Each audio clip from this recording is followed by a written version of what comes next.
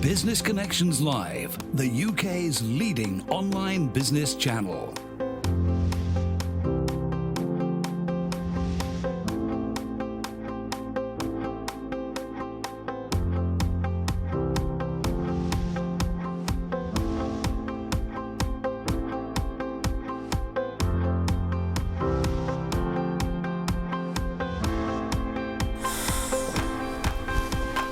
This is Business Connections Live with Steve Hyland.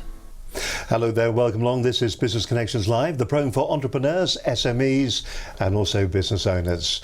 Now, on today's show, we're going to be discussing natural stress-free selling. It is the cornerstone, it is the bedrock of every business that is out there. If you've got a great idea, somebody somewhere in the chain has got to get out there and sell it. And a lot of people really do get very stressed when it comes to getting out there and selling. And there are, let's face it, a number of different people. There are experts everywhere that will tell you exactly how you should be doing it. Joining us in the studio today is Jackie Jarvis. She's a sales and relationship expert and also author of Quick Wins in Sales and Marketing. Jackie, it's lovely to have you with us on the programme today. It's lovely to be here. Thanks for having me, Steve. Now, there's going to be a lot of people that won't know who you are or where you're from. Just give us a bit of a background. Are you a sales professional then? Well, I call myself a sales professional because I actually practice what I preach every day, so I'm still involved in sales myself. I'm not just teaching other people to do it. So I teach SMEs. I help SMEs to win and retain clients, and I also run a network called Heart of Business, so we're constantly helping our network to collaborate and refer each other and build relationships. So I'm actually doing these kind of things every day of my life now. How did you get into sales originally then? Because obviously you're doing what you're meant to be doing now, so yeah. How did you get into it first time round? Well, it's quite a few years ago, but I do remember the actual story.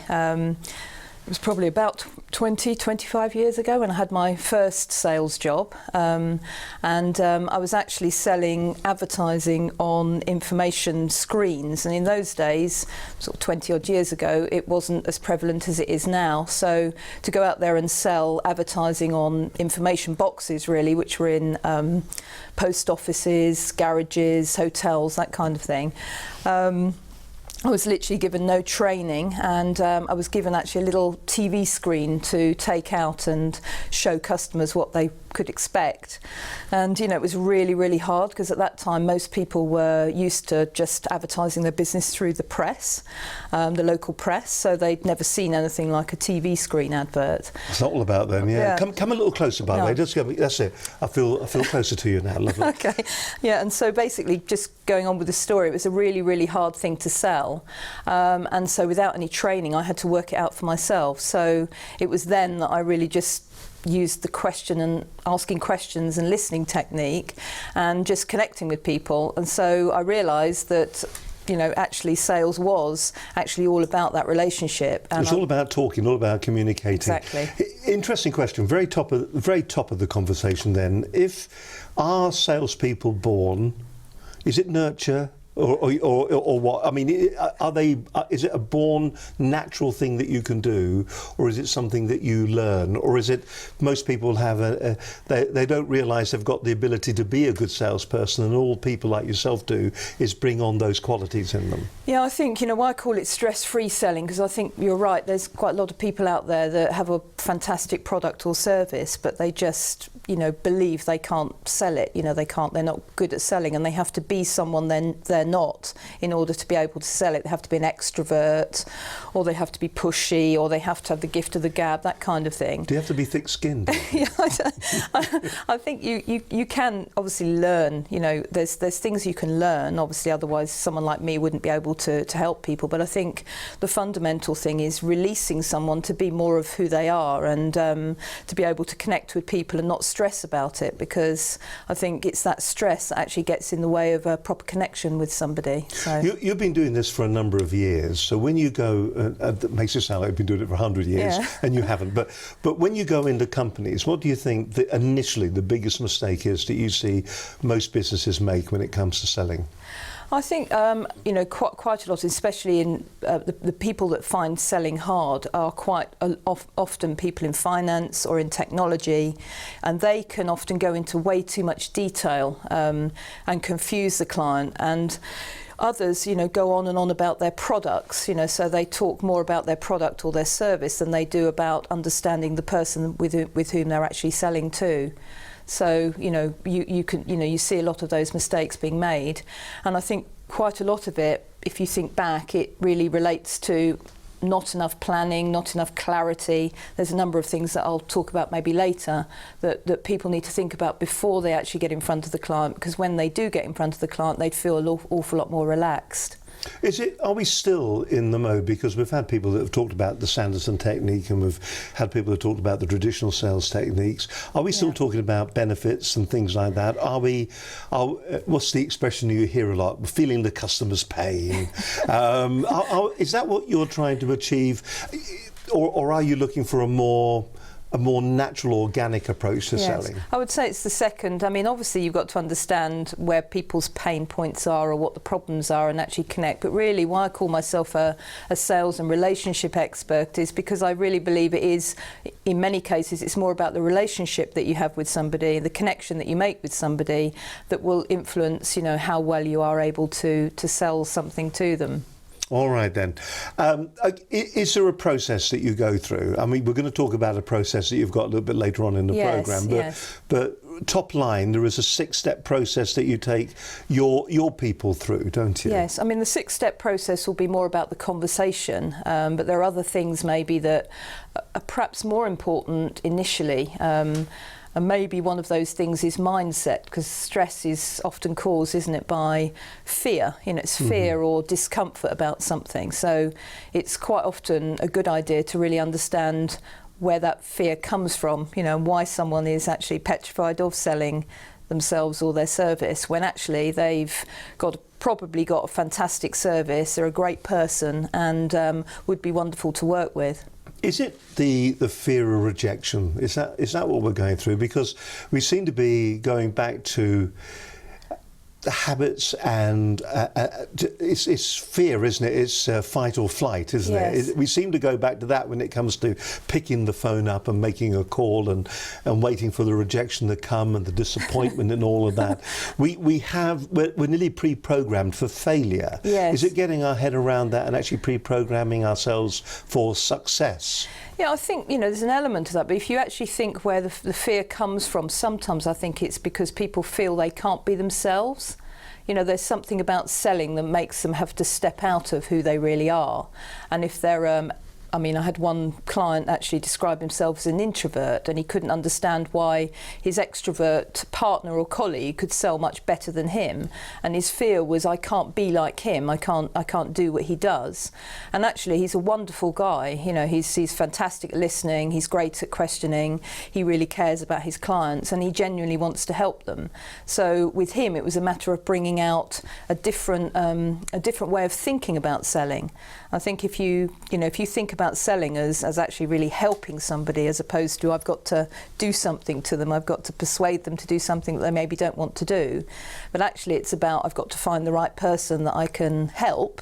It's a completely different frame on it, and I think once people get that frame on it, they feel released to be more of themselves. There is an observation, I suppose, isn't it, that a lot of people make when they look at the sales process. The hardest bit is that initial bit. Yes. And once you've got past that initial bit, and then you start creating that one-to-one relationship, yes, then it becomes a lot easier. And I think I've always said, get me in front of a client for a few moments and then things are okay. Yes. It's the getting in front of the client that is the big hang-up that a lot of businesses have. Do you see that in businesses that you go to? Yes, I'm probably separating out here the actual marketing from sales. I think once a lot of people have a challenge with actually getting those opportunities to be in front of the right type of client for them, and obviously that's down to a lot of the marketing activities that they engage in.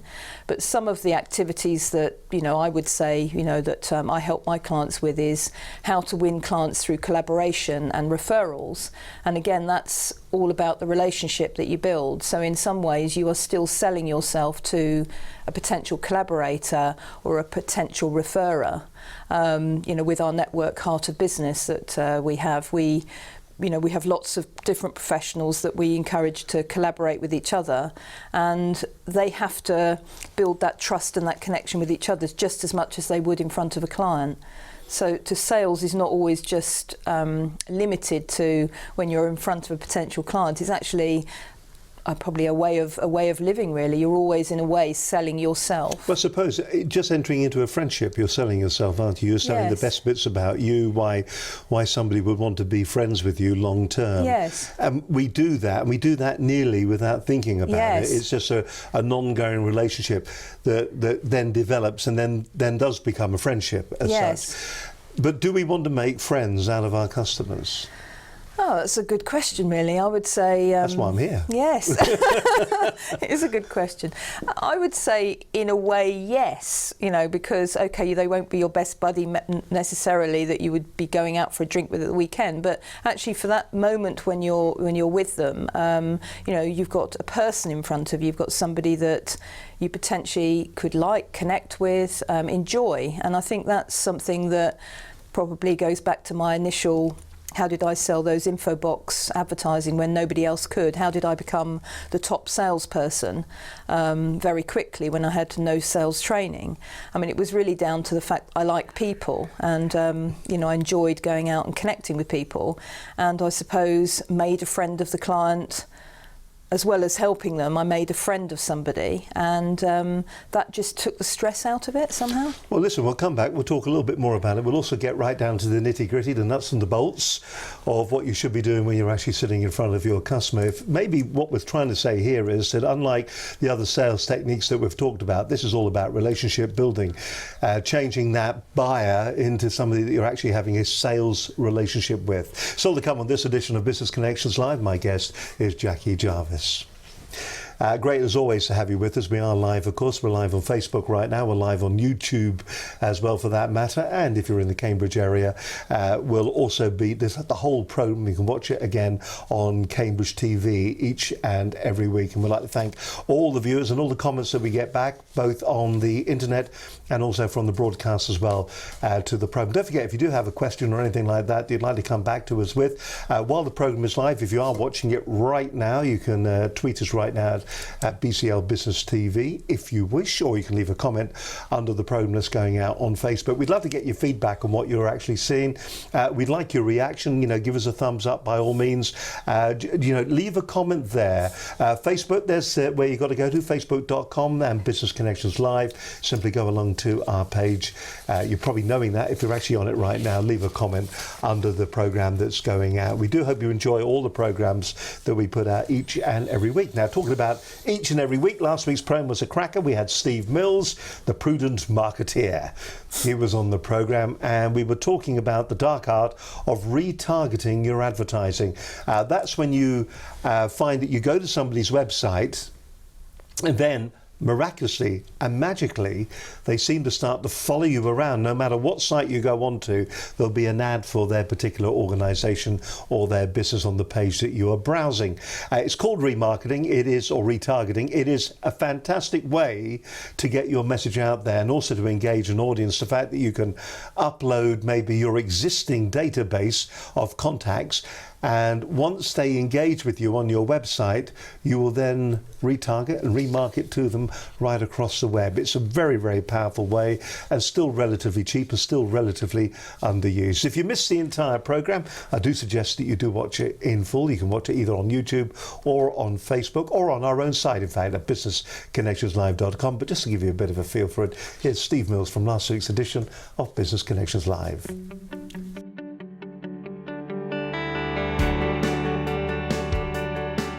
Now, on today's show, we're going to be discovering the dark art of remarketing. Joining me in the studio today, an old friend of the programme actually, is Steve Mills, the prudent marketeer. Some people say it's the process of stalking people. I've heard it called, but it's a fantastic marketing opportunity, and not one in, 50 businesses either know about it or use it right now. Take your website or my website, and let's say over a period of time we get 100 people to that website. On average, the average conversion rate of a website is 1%. Now, remarketing is a way of marketing to those people who are already interested in you. They've had a look at your website, and therefore they must at some level be a prospect for you. The trouble is, we don't know who they are. So Google have got 2.5 million partner sites that we can decide to advertise on, so that when somebody comes to my website, they go off browsing the internet as they do, and all of a sudden they start seeing Steve and his website everywhere. The conversion rate of this type of advertising, when I say conversion rate, I mean the people who click, is about 0.5%.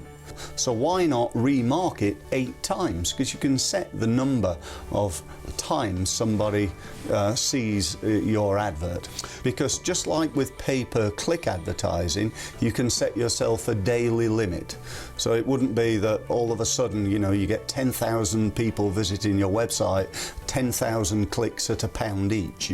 That's not going to happen. There is a way of uploading your email list and advertising just to your email list. So for example, I could take my list of customers and present an advert on Facebook or on one of the Google partner sites that is just advertising to my clients, my current customers or past customers. So, you know, we can get really targeted advertising here, or maybe my prospect list or my LinkedIn contacts. If I can export my list from LinkedIn into a database, upload it into Facebook and advertise on Facebook to that list. So how you construct a campaign is that there's 2 ways of doing it. You either do it yourself or you get somebody in who knows what they're doing, clearly.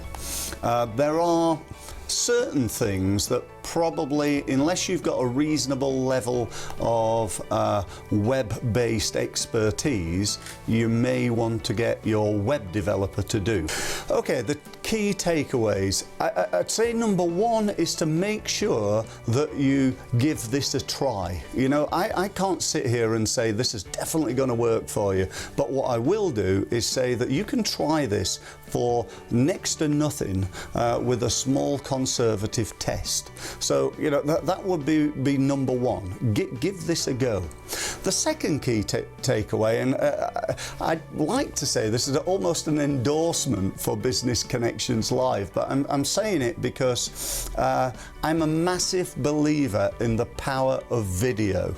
You know, video is, you know, in my opinion, the way forward for your business and for your marketing. You must use it. There are so many big advantages in using video. You know, you can use video in your remarketing campaign. You can use video now in YouTube. YouTube's got a, you know, pay-per-click advertising, and you can use video. You know, it's just a fantastic opportunity, and the other thing about that is 99% of your competitors are probably not yet still using it, so it's a great opportunity to be ahead of the curve. And then the third one, I'm going to go back to what I just said a few minutes ago. Think about referral. You know, this is the most powerful form of marketing on the planet, and if you don't have a system for it, then, you know, you're potentially losing money and you're not harvesting that pot of gold there. What's the stream? If you do some of the... Hello there, you're watching Business Connections Live. Great to have your company as always. You're joining us in the studio today is Jackie Jarvis. Good to have, if there seems to be some small issues perhaps on YouTube at the moment, which is always a bit of an issue. If you are, if you're getting some of the signal at the moment on YouTube, I do suggest that what you do is pop over to Facebook and have a look at what's on Facebook. You can watch the programme there, and don't forget you'll be able to watch a rerun of the programme anyway, right after the programme has gone out here from Business Connections Live. Now, you are watching Business Connections Live. Great to have you with us. My guest on today's show is Jackie Jarvis. She's a sales and relationship expert and author of Quick Wins in Sales and Marketing.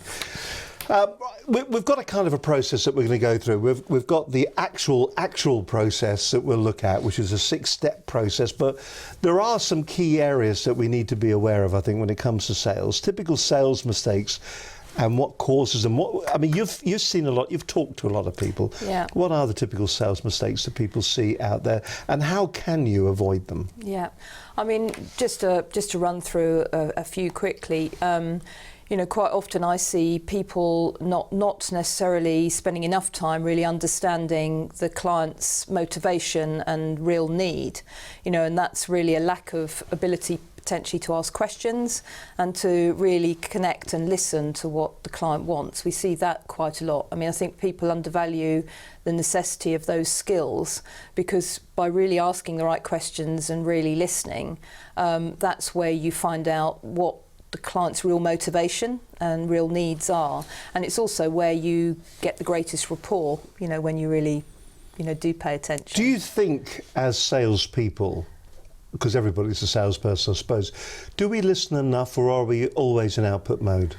Well, it depends on the person. I think if we take it back to the introvert who thinks, who's frightened of selling, you'll probably find that introvert is actually a really good listener and really could pay attention to the client and could build a connection if only they relaxed with their ability.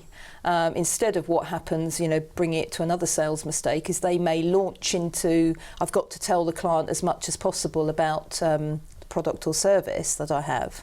And actually that can get quite rambling and confused. And then if you've got nothing necessarily to attach it to, because you don't really know what the client's motivation is, that's where it can start to go horribly wrong. I've seen, one example, I've seen people almost sell themselves out of a sale by going on too much, being too complicated, too confusing, and, the poor client sitting there not really understanding what's going on at all. So. Is it a case then, do you feel, that we should be getting into the approach? I use the term, and I use the term loosely and probably ill-advisedly, but should we be getting into a particular mindset when it comes to the way that we talk to our clients and the way that we approach the whole thing? Is it that if we're in the right place, then what will happen then? It will happen naturally anyway. Yeah, that's a brilliant question. Because I think with selling, one thing that I advise people to do is to really think about what the outcome is, what the client's outcome might be, and what your outcome is. And if you kind of go into it in a place of a good intention, call it, your intention is to see how you can help that person that you're going to see, or you're speaking to on the phone, or you're collaborating with, or you want to be a referral partner. It's all the same thing. If you actually think about what you can do for them and potentially want to understand that, it's going to change the whole dynamic. Is it all down to the preparation before we walk in the door then, to make it less stressful? I mean, what should we be doing? I'll tell you why I'm asking that. You see people that go for job interviews. Yes. And they don't have they do no research whatsoever. They just, as far as they're concerned, it's a job interview. You go in for the job, and the whole idea of the job interview is for the person at the other side of the desk to tell them what the company does, what they're all about, what the job's going to be, and they're nearly passive in the role. But really what they should do before they go, they should research the business, understand what the business is about. Should that be what the salesperson is doing, so that we have a bit of an understanding of what's going on? Yeah, I mean, I think it's not just researching the client is obviously a very good start, and understanding fully who you're going to see is absolutely vital. But it's also an element of preparation yourself. I know a lot of people that find selling stressful, do what you'll probably relate to, which is fly by the seat of your pants a bit, because it's almost easier to fly by the seat of your pants. Just rock up and get on with it. Rock up, because if you prepare, you might forget your lines and this kind of thing. But actually, if you do prepare first, both in terms of a number of things, who you are, what you're offering, a whole process. If you're really prepared fully, and then you can go natural, should I say. You can trust yourself to be natural. Blimey. That was the wrong turn of phrase. Natural. You don't mind me sitting here naked, do you? Of course not. Right. Well, some people do, I think. They imagine their clients naked, but I don't know that would Yes, really anyway, do moving it. smartly on, yes.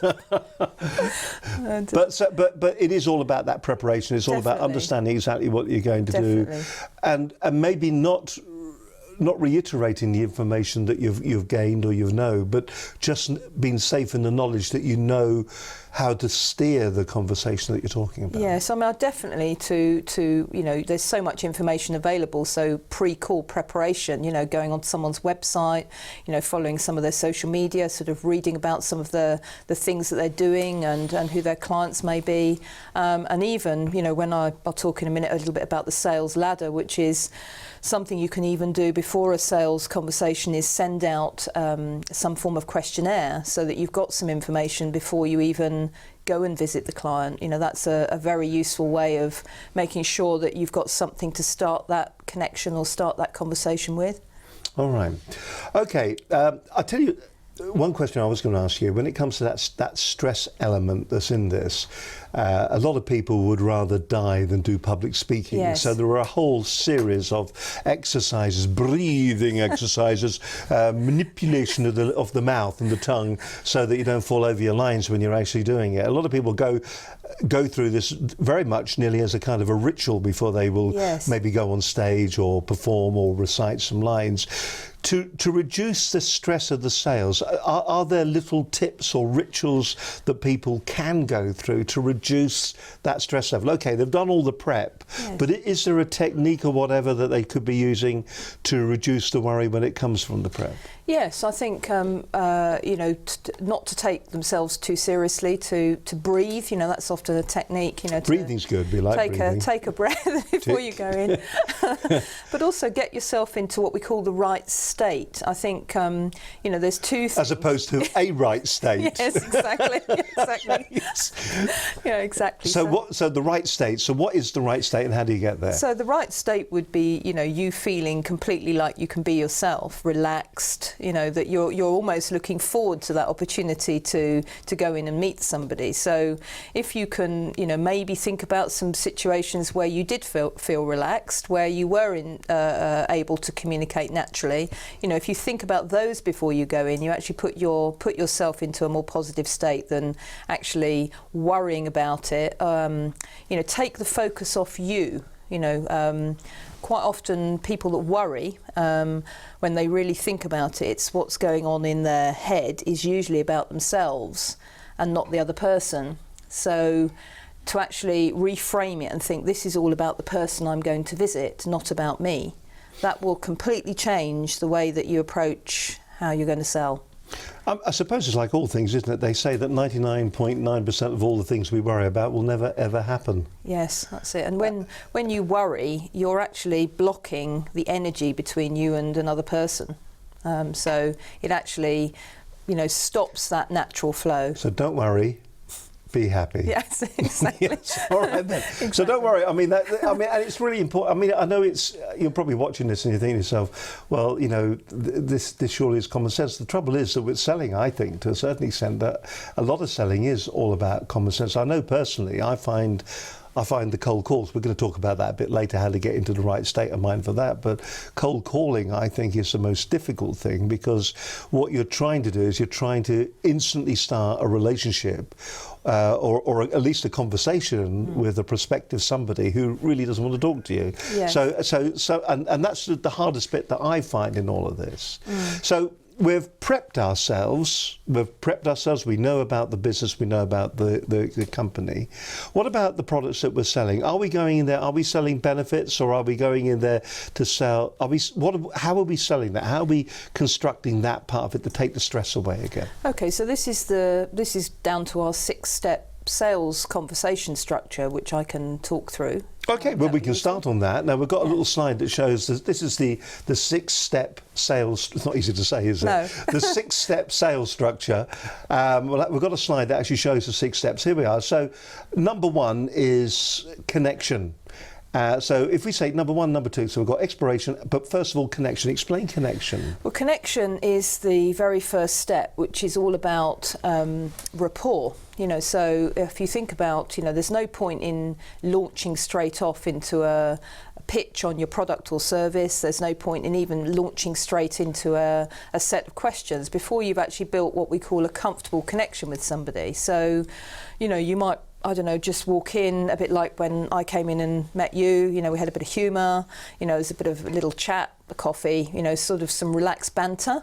And then I felt comfortable, you felt comfortable, and, took it from there. So do you have a series of techniques you use? So, because we were expecting you, we wanted to see you, you walked in the door, we were very pleased to see you. Yes. So, but a lot of times the buyers or the people that you're going to, you've nearly got to win them over to a certain extent. I've been in some sales calls where I felt like initially I've been tested.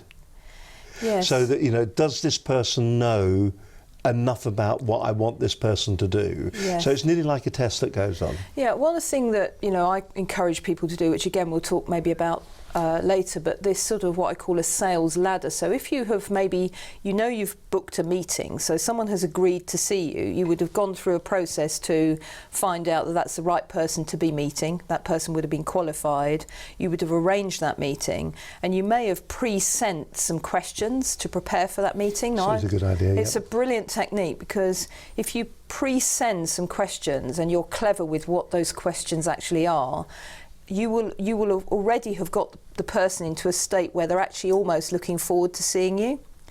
Because they've done some research already. Because the client themselves has been put in a state where they have pre-answered some questions. They've maybe done a bit of preparation themselves.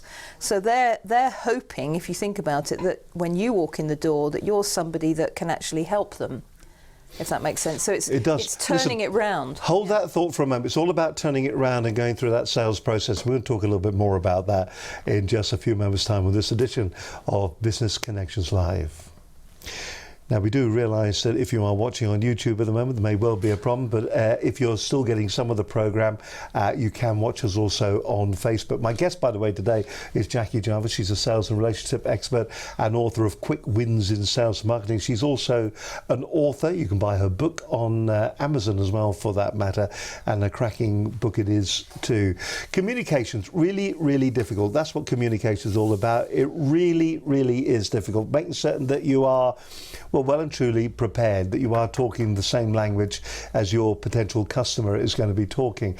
We had Chris McManus. He was on the programme a little while back, and he had some really good advice when it comes to getting yourself prepared and getting yourself all sorted out when it comes to talking to your potential client. Just to give you a bit of a reminder, here's Chris McManus on Business Connections Live. I'm Chris McManus. I'm from Onva Consulting. Three things I think that small businesses in particular could take away is, number one, work out who you've got the best chance of satisfying and target those people. A lot of mistakes people make are to try and chase too many different types of customers and succeed less with ones where they're just not going to win. Second point is ask your customers what it is that you do well and use their own words in selling what you do back to people who've not met you yet. And the third and final one, I think, which applies both to employees and customers, is the most assured way of growing at less cost is through referral and recommendation. If you're not talking to your customers, you won't know who loves you enough to recommend you, and you won't be able to ask them to do it for you. So find out who loves you with a simple tool like Net Promoter, which you can use free for yourself, and then go and ask those people to promote you to everyone that they know and create opportunities for them to do it. That's Chris McManus there, some really good advice as well. If you want to watch that programme, in fact, there's over nearly 140 programmes, over 200 hours of free business advice if you're running any size business for that matter, and you're just looking for expertise on seed funding, sales, marketing. It doesn't matter what it's social media, it doesn't matter what you're looking for. There's going to be loads of advice. It's all for free. All you've got to do is go to businessconnectionslive.com. And by the way, if you're watching watching this program and you're thinking to yourself, I'd like one of these programs for my own business, we can do that for you as well. You can get in touch with us here at Business Connections Live. It's very straightforward. You can drop us an email and have a word with myself, Steve Highland, or with the lovely Linda Besant. Studio at businessconnectionslive.com is our email address. If you want to have a chat about it, maybe you just want to talk through the whole idea. Perhaps you want to have maybe an internal TV program that goes out to your internal and your external staff, and you want it maybe behind a firewall, or you want a microsite for it, you want it to be password protected, but you want to get that content, that important content, out to your sales team remotely, and you want to do it in an engaging way, then you can have a word with us. 01784 256 777, that's our telephone number. And if you want to sort of follow what we're thinking, our stream of consciousness, or you want to ask us a question, or you want to do a DM to us, then you can simply go on to our Twitter feed. There's around about 3,000 people there, and we have regular conversations with a lot of the people that are on there. We do get involved, and we will also retweet different people's, well, maybe your information that you are tweeting out there. You go to BCL Business TV, that is our Twitter name, our Twitter handle. And finally, don't forget, you can also watch us and comment on, I'm about to burp, I know it's coming, on Facebook Live. Now, I tell you what, if you are thinking about at the moment promoting your business, Facebook Live is, we think here, is incredible. YouTube, fantastic platform for getting the content out there, but there is a lot of noise on YouTube. Because Facebook is so keen to knock YouTube off that top spot when it comes to video on the internet. Whenever you put video up there, Facebook just absolutely adores it. It promotes it. And don't forget as well, with Facebook, you can target a particular audience. Now, if you are a business, can I suggest to you that you start seriously considering Facebook Live? It's a fantastic resource. It is there at the moment. You watch, they'll come along and they'll break it at some stage. But right now, we are getting terrific results from it. So if you want more details, if you'd like to talk through your ideas about using Facebook or YouTube, then pick that phone up or follow us on Twitter or give us a call or email us. You can do all of those things. You're watching Business Connections Live. My studio guest today is Jackie Jarvis. She's a sales and relationship expert, and she's also the author of a great book, actually. It's called Quick Wins in Sales and Marketing. Here is the book. I've got a copy of the book sitting here. It's a cracking book, in fact. It's not one of those kind of books that you sometimes get. Look, it is small print, so that must mean it's going to be very good. Lots of small print. And how many pages in this? 258 pages of great advice. Quick wins to attract top quality leads. Just one of the chapters. Let's just see another chapter. Accelerate trust and appreciation. I mean, that's what this is all about. It's all about generating sales for your business. Great graphs as well, some mind maps that you've got there. What's this one? Quick wins to get on track and to be motivated. Value your time. What's not working and why? Make a plan. Awareness. Clarify your why. Why are you doing this? What's your motivation? What's your passion? What's your vision in 1 to 3 years? The big picture that you've got for your business, and a whole load more. This is a fantastic book, and every business owner should get their hands on it. You can go along, if you wish, to Amazon. You'll find it there. There'll also be a link on our website at businessconnectionslive.com if you want to purchase the book, Quick Wins in Sales and Marketing, 50 Inspiring Ideas to Promote and Grow Your Business. How long did it take you to write that then? Well, actually, it only took 3 months once I got started. Was it 20 years and 3 months? Yeah, it was, it was 3 months whilst I was working. So I used to write a quick win every day, for, I don't know, for the period of time. But I mean, the main thing was that the publisher, having a publishing deal, meant that there was a deadline, and so you were under the cosh. Yeah, absolutely. So that made me actually get on with it. Quite right too. I may have thought about it for a long time before that, but yeah. Just as an aside, has that made a difference to your business? Being a published author, do people now do you use it as a calling card? If you're in sales, has it become quite a useful tool for you? Yeah, it's a fantastic tool because it actually encapsulates a lot of the work that I do with clients, both from a business growth point of view and a sales point of view. And in it, there's lots of different case studies. So quite a lot of the clients that I've worked with have got little stories in the book, so it makes it practical, it makes it live. And I give one to a client every time I go out on a call. So when I'm going to visit somebody to effectively sell them or for them to become a client of mine, I always take a book.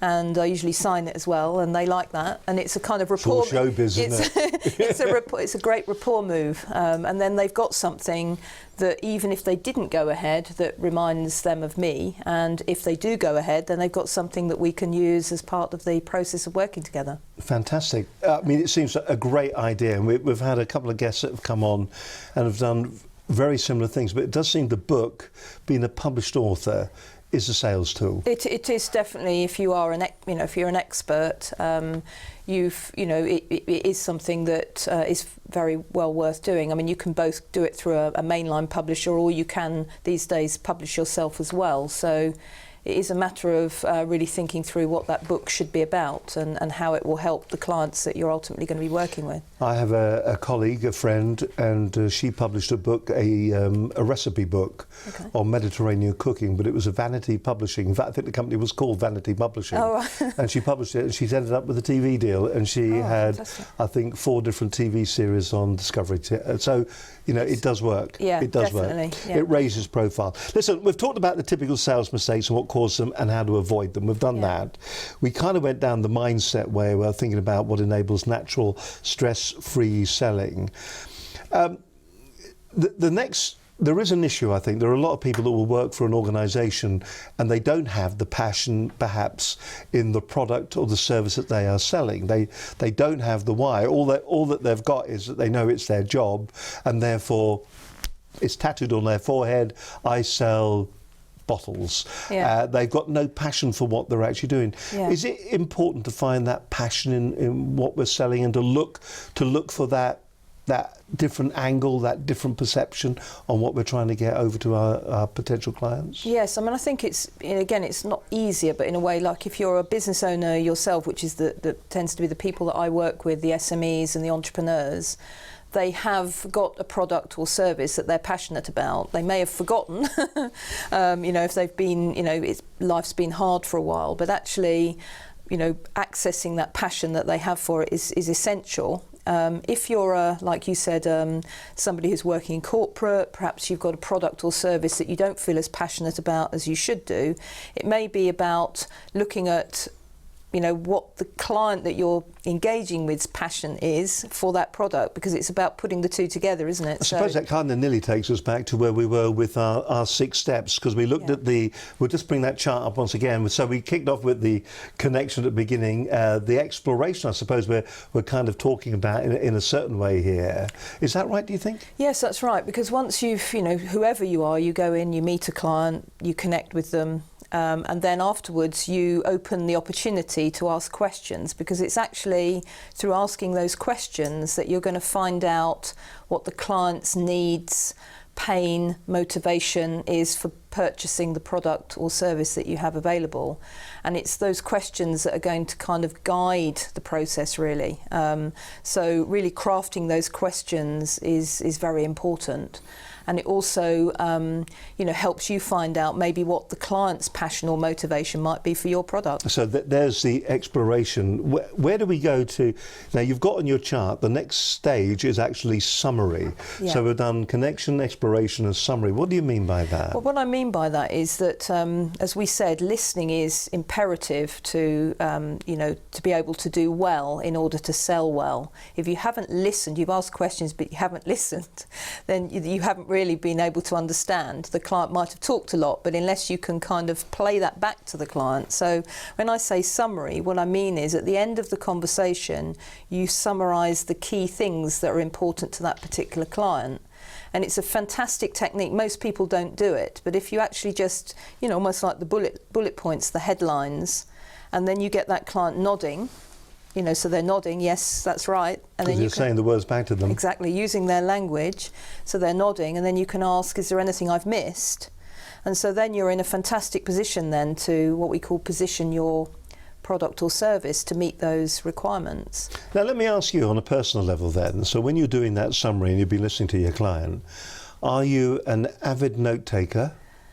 Oh, that's a good. Or do you? How do you remember? How do you do that summary so quickly? Because what we do, for instance, what I do, I will record the actual discussion, and then I come back after I've been in and I've talked to somebody, because I really want to listen. I don't want to be with my head down there. Yeah, I was somewhere the other week and I saw a sales guy going through a sales process. It was actually in a restaurant. He was on the table next door to me, and he was writing furiously all the time while the client was talking.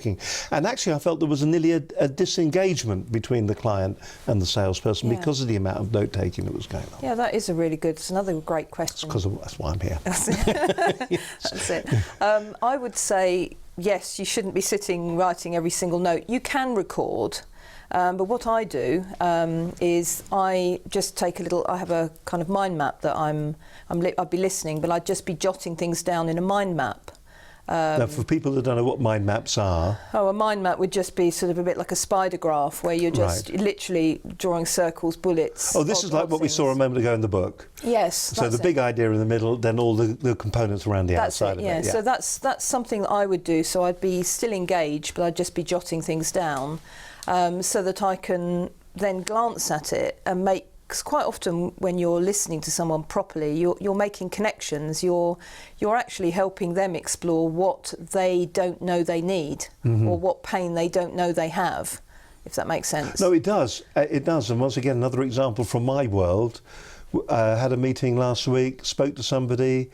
They sent a 4-line brief, and we went in with an 8-page document. Yes. Because what we did, we took the top line information they gave, and then actually broke it down into the component parts, so that they could see really what they wanted. Yes, that's it. And that is the beauty of real what we call a conversation. I mean, my structure is about having a sales conversation, not a sales pitch. So it's a conversation, so it should be relaxed. And if someone's head's down, or they've got their iPad out and they're taking notes and things, it can disengage. So just a little quick mind map, because at the end of it, what you're doing is you're feeding back what you think you've heard or understood.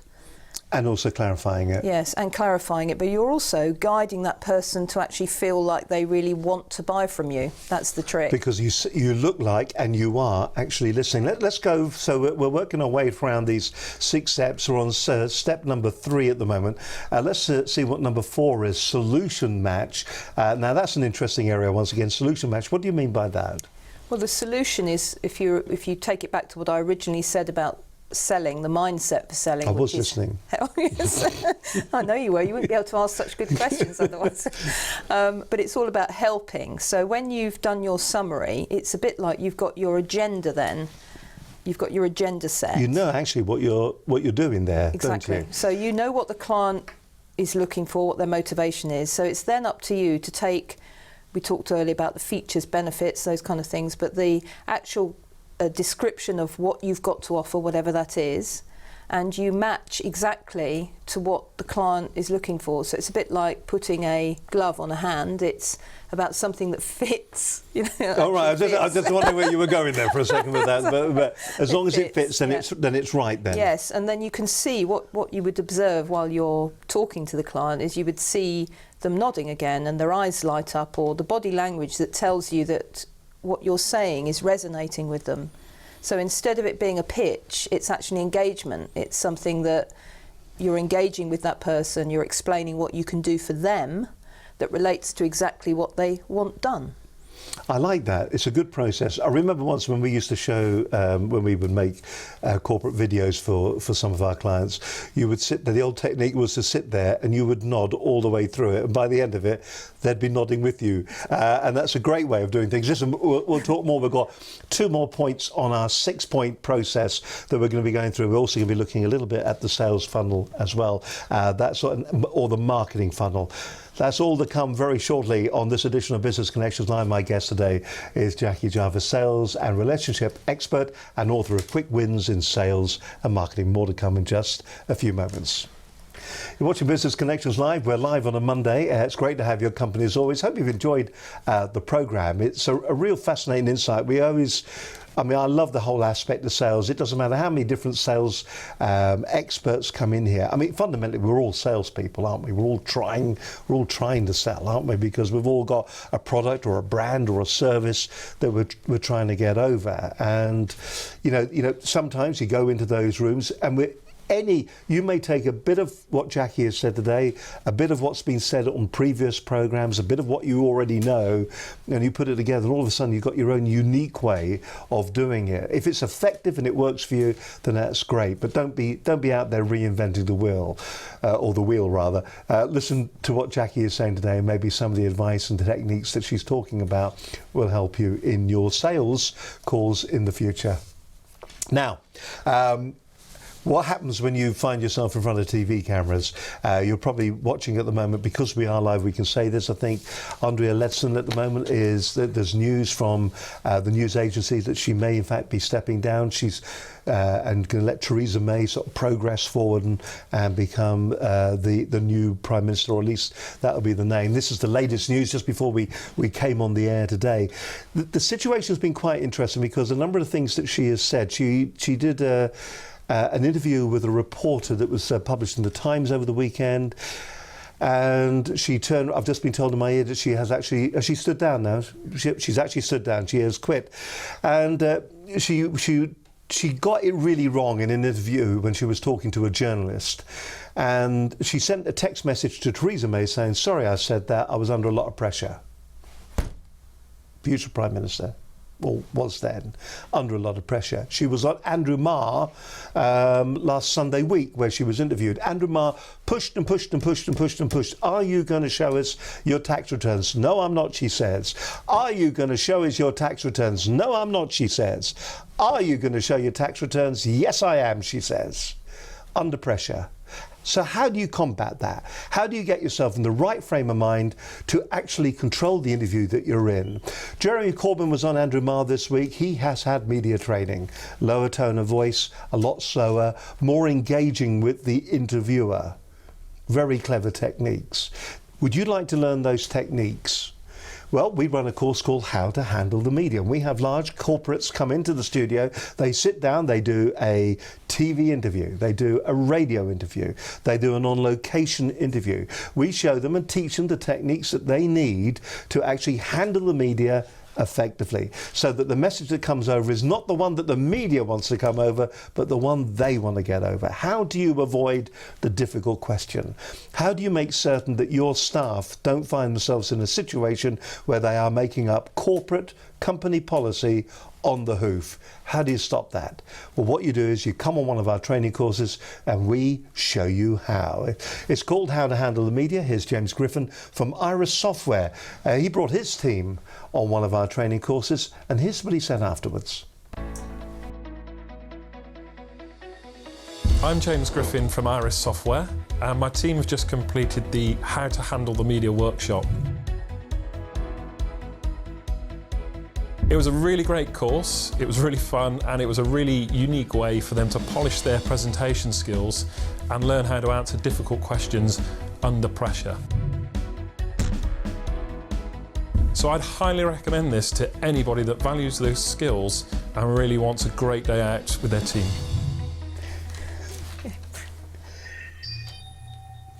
So if you'd like to come on one of those courses, simply pick the phone up, give us a call, or drop us an email. Here comes all the details that you need. It is studio, thank you, at businessconnectionslive.com, or you can have a word with Linda Bazan or myself, Steve Harnham, because what we will do, we'll make this course turnkey for your organisation. It isn't just one of these generic training courses in a hotel room. You come to a live TV studio, you come into a live radio studio, we sit you down and we do grill you. We often say at the end of the day, it will never be worse than that. So you can email us at studio@businessconnectionslive.com, or if you wish, you can give us a ring on 01784 256 777. That's our telephone number. Have a word with Linda. She'd love to talk to you today, or myself. Or you can follow our Trainer Consciousness at BCL Business TV. Don't forget as well our Facebook page. If you want to contact us via Facebook, we'd love you to do that as well. We'd also like you to go to the page. Tell your friends all about it as well. Simply go to facebook.com, Business Connections Live. You'll find us, and all the programs are there as well. You're watching Business Connections Live. My guest on today's show is Jackie Jarvis. She's a sales and relationship expert and author of Quick Wins in Sales and Marketing. It's been interesting insight.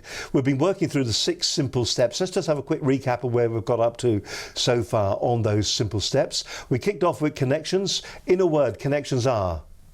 The rapport that you build with your client. Then we've got exploration, which is? The questioning and listening. Summary. That's where you summarise what's important to the client. It's like a test, isn't it? And then solution match. That's where you make the match with what you've got, the features and benefits to suit that particular client. So step number 5 then is value agreement. What does that mean, Jackie? Well, that's really when because a lot of people find it quite hard to get round to the price. Yes, you're right. So give me some ballpark idea about how much that's going to cost. I'll come back to you on that one. Yeah, exactly. Yeah. Why are we so frightened of giving the price? Well, I think, again, it's one of those fears, isn't it? You've got so far in, if you think about going through that conversation, you've got so far round the circle.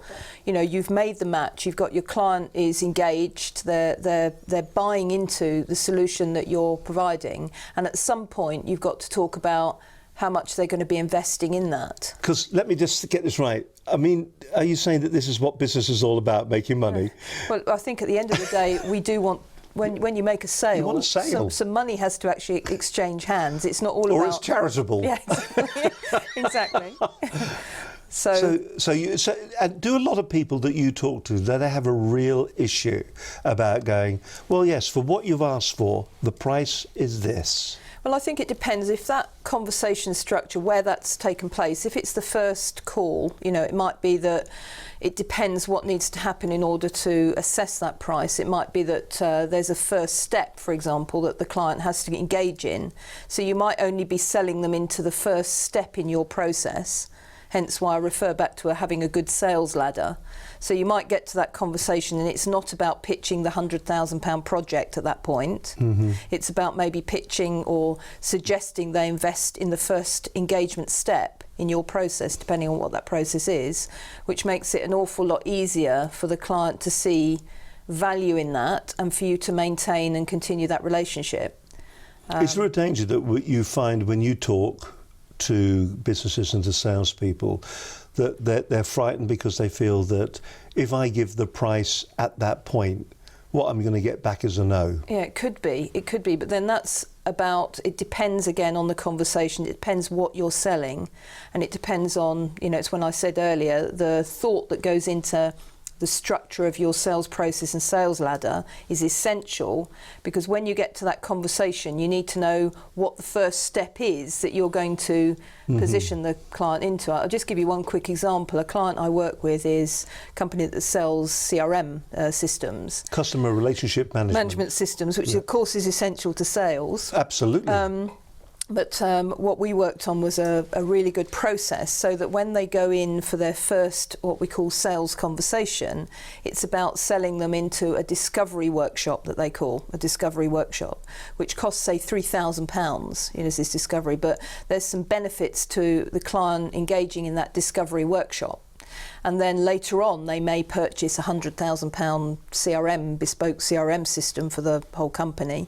But it would be crazy for them to go in first to try and sell the £100,000 system without having first got that trust and engagement through the first step. So value agreement is really about working out what the client is going to see value in and enable you to maintain that relationship. And also about positioning what you're selling so that the client sees it as an investment, not as a something they're going to have to pay for that they don't really need. And again, that's back to the 6 steps. And do you think bravery there sometimes can pay dividends, in as much as if you say how much it's going to be, that's the way. If the client says no, you then at that point have an opportunity to justify maybe its price, or to support why it is that, because of what, to really explain what they're getting. Yeah. And if it is a no, even a no has value, doesn't it? Yes, it does. And I think what the sort of technique is really to build up or understood what value the client is going to gain from whatever it is you're doing for them.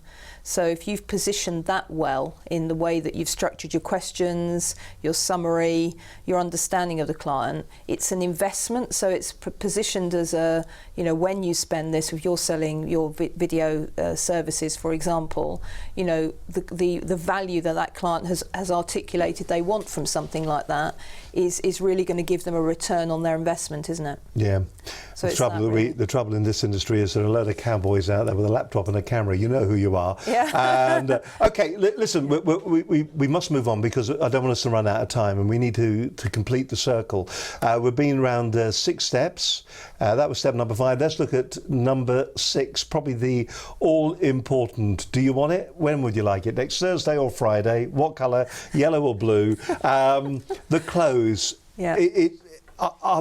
We must get so stressed when it comes to doing a close. Well, that's why this is a stage-by-stage sales conversation structure, because if you've done it well, the sale should be closing all the way through. It shouldn't be at the end where you have to go, do you want it or not? Sort of a stressful situation. It should be something that you've been doing all the way through the process. There is an acronym for that, isn't it? Something like forever closing. Always be closing. Always be ABC. Always right. be closing. I knew there was something deep in the back of my head there. ABC. Always be closing. That's right. So really important to do. But I think if you don't think of it as closing, people get stressed because they can't close, so I can't close sales. But actually, if you just think about it again, back to where we started, which is about helping people. So you're helping that person to gain the value that you've agreed they want from something, and you're helping them to make a decision. So if you think of closing as how can you help them to make that decision, again, you go back to asking questions. So, when would you like to, what's your time scale on this project? What would be the best next step for us to take? You ask questions that help that person move on. It might be that you have to send a proposal in or go back with the proposal. It might be that they do the discovery workshop or the clarity consultation or whatever it is, your first step on the sales ladder. But it's about getting that person to move to a next step and agreeing that before you leave. It might be even the next step is a phone call. It might be you send a proposal and then you agree the date when you're going to go back with it. Or you might agree a Skype or a telephone conversation. But a lot of people just walk out of they've met the client, they've walked out, they haven't set up the next step. And then they've got the stress of then following up and wondering whether the client's going to say yes or no, and that all gets very stressful. So. All right, so it all gets very. Well, you've been there, haven't you? You've been there. Depending on how long you've been in sales, some people seem to naturally just do all of this. They will work their way around the 6 simple steps, and the sales will just drop out the other end. Jackie, it's been fascinating having you on the programme. We always invite all our guests to give us the key takeaways from our discussion. Right. And it really has been a real insight into it. We ask our guests to look down camera number 1 and to say who they are and where they're from. Take a breath before you say it. And then really it's just what the key takeaways were from the programme, which would really help our viewers get the most out of what we've been talking about today. Is that all right? Yeah, that's fine. Right, the camera number 1's just over there. If you'd like to, in your own time, just look straight down number 1. The airwaves are all yours. Okay. I'm Jackie Jarvis, and I'm a sales and relationship expert. I'm also the author of Quick Wins in Sales and Marketing. And real takeaways that I would suggest you take away from a stress-free selling session today is it's very important for you to see sales in a completely different way, to see sales as helping the client, of helping the client find a solution. If you think about it in that way, it will take an awful lot of the stress out of it. If you also think about how you can prepare effectively, prepare a really effective sales process, the steps through a sales ladder, and think about how you're going to structure those conversations with the client. Really to think about how you can make sure that the client is actually prepared for the sales conversations that you're having by sending them either a questionnaire or something to prepare that's well thought out. Making sure that you also do your research on the client and make sure that you understand who it is that you're going to see and what it is that might motivate them to use or need your particular product. Also to think about how you get yourself in a good state to sell effectively, to make sure that you give yourself permission to be yourself. The person is buying you and the relationship that they have with you. So give yourself that permission just to be true to yourself.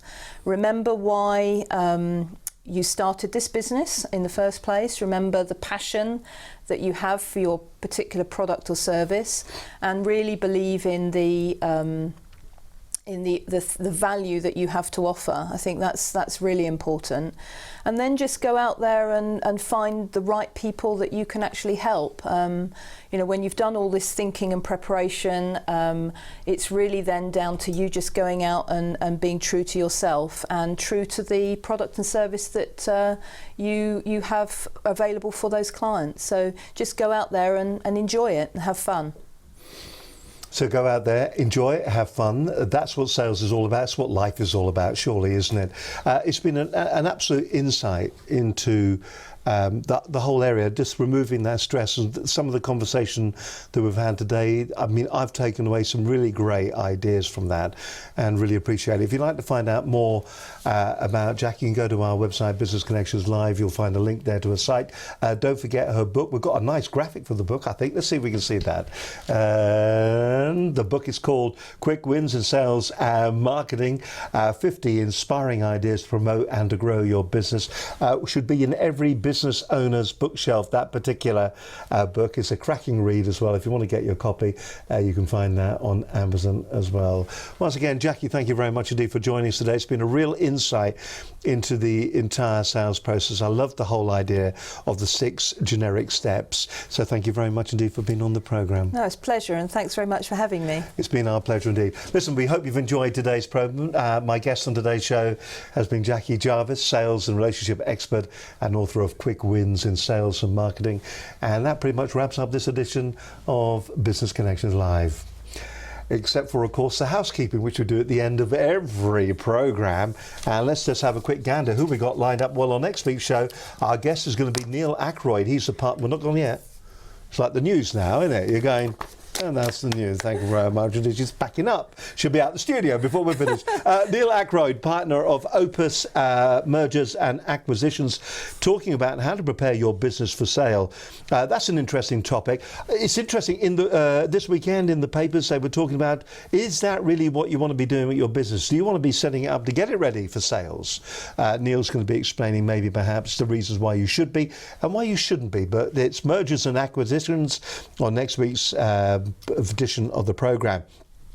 Future programmes from the AA. We've got Alison Crump, Implementation and Quality Manager at the AA. She's going to be joining us here on the programme. So big brand, big ideas that can be applied to small businesses. So that's what we're talking about. Lessons that can be learned from the big brands.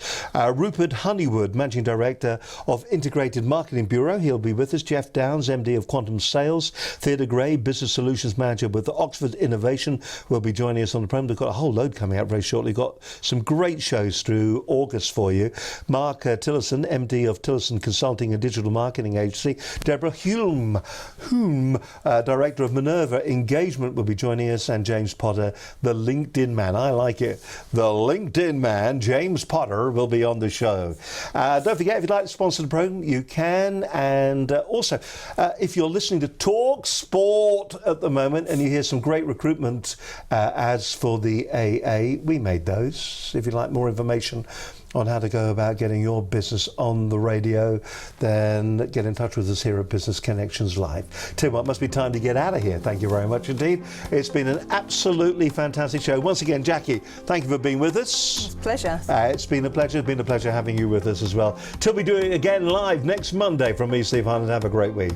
Bye for now. Bye-bye.